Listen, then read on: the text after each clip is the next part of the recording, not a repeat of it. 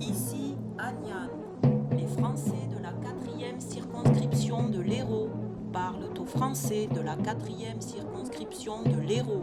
Veuillez écouter tout d'abord un message personnel.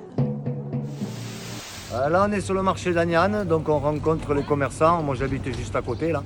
Donc, c'est l'occasion de rencontrer tous les commerçants, les producteurs. C'est que du local et il faut absolument aider ces gens-là et continuer à acheter là plutôt que de prendre tout systématiquement au supermarché.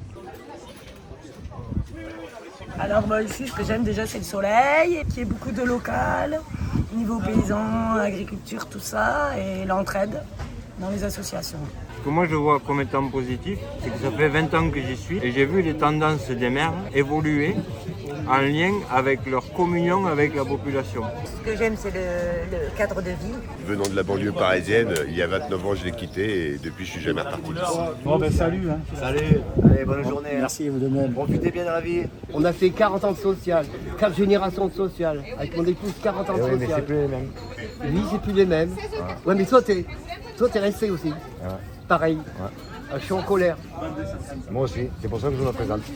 Où Aux élections. Eh ben, je viens avec toi. Viens, tous les Ah jours. bah c'est sûr, alors là, j'y vais. Hein. Qu'ils arrêtent de cramer les bagnoles sur le parking, un peu de nettoyage dans les rues, quelques façades à refaire. D'ailleurs, je fais quelques façades aussi. Après, chacun voit midi à sa porte et puis si tout le monde le fait bien, on ne pourra que mieux s'en porter. Le marché est terminé.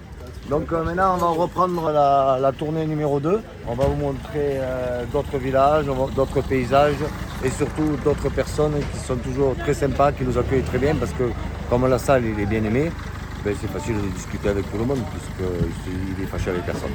Là, on est chez Pouget Métallurgie, une entreprise familiale depuis 3 générations qui rend service à tout le monde parce que quand on veut faire des travaux de structure métallique ou un portail ou une barrière, eh ben, ils sont champions du monde du canton et même de la circonscription. Bon, attends, on va le faire en vidéo là, viens, avance, c'est important.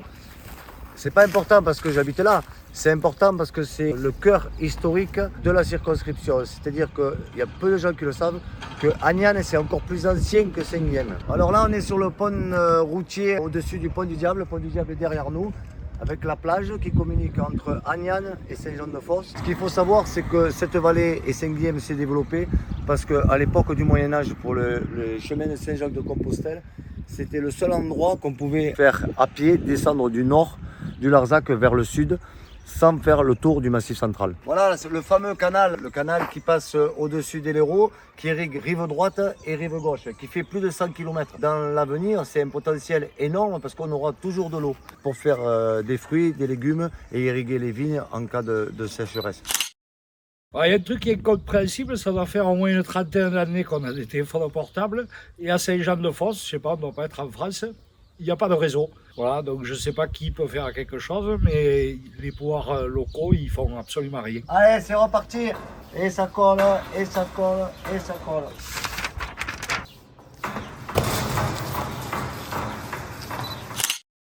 Tu mets là-dedans, tu fais comme ça, voilà. Moi j'ai fait le derrière. Maintenant c'est toi qui vas faire le devant, d'accord? Et hop, et hop, et hop. Eh ben tu le fais bien. Hein.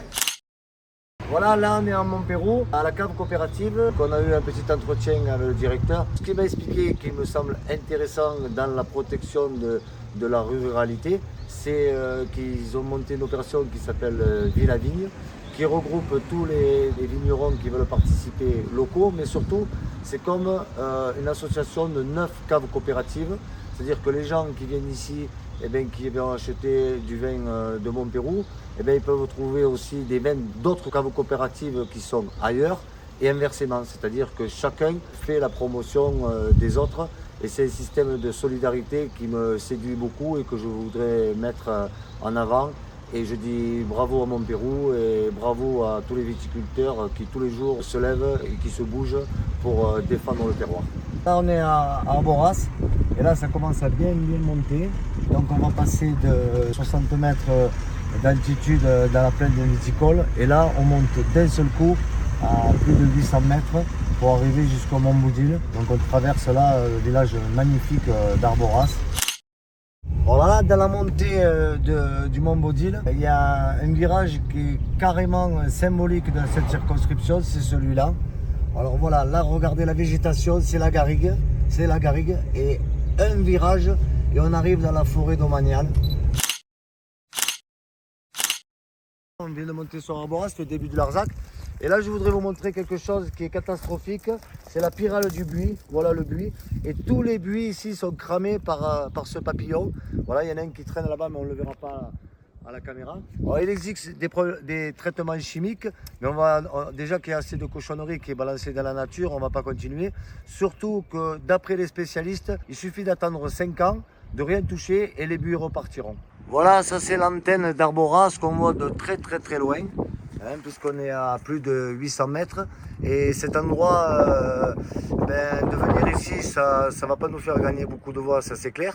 Mais notre engagement, c'est de défendre la ruralité, donc on ne va pas aller que dans les grosses communes qui sont intéressantes électoralement parlant. Et là, on voit toute cette diversité de cette circonscription. Les vignes, la mer là-bas au bout, Sète et Metz en face.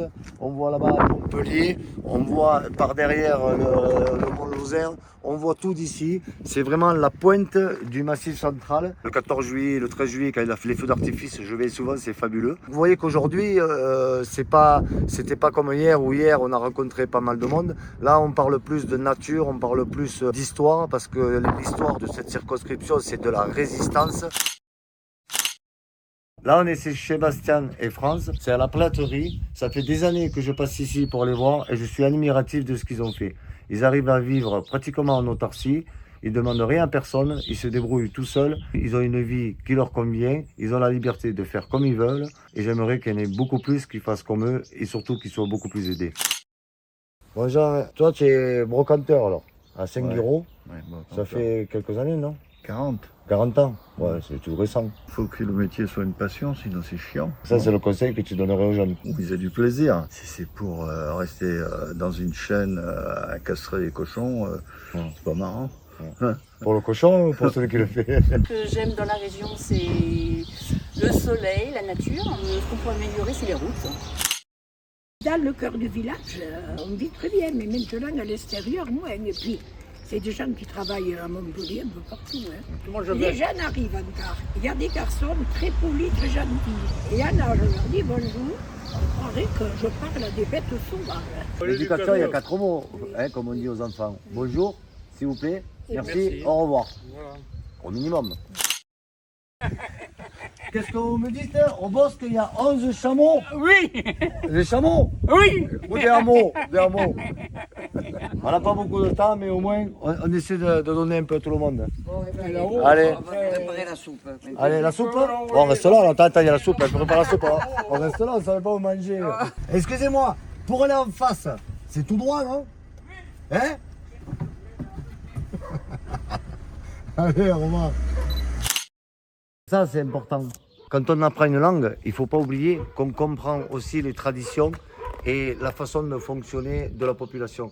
Et la langue occitane, elle est très importante pour ça. Il faut absolument qu'il y ait toujours des gens qui soient là pour parler occitan.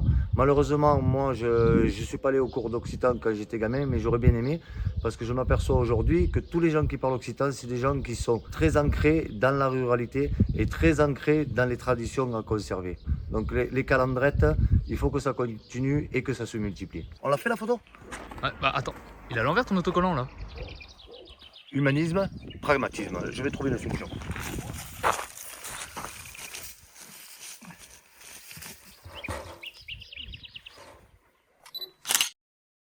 Ah, on est content, c'est le dernier de la journée.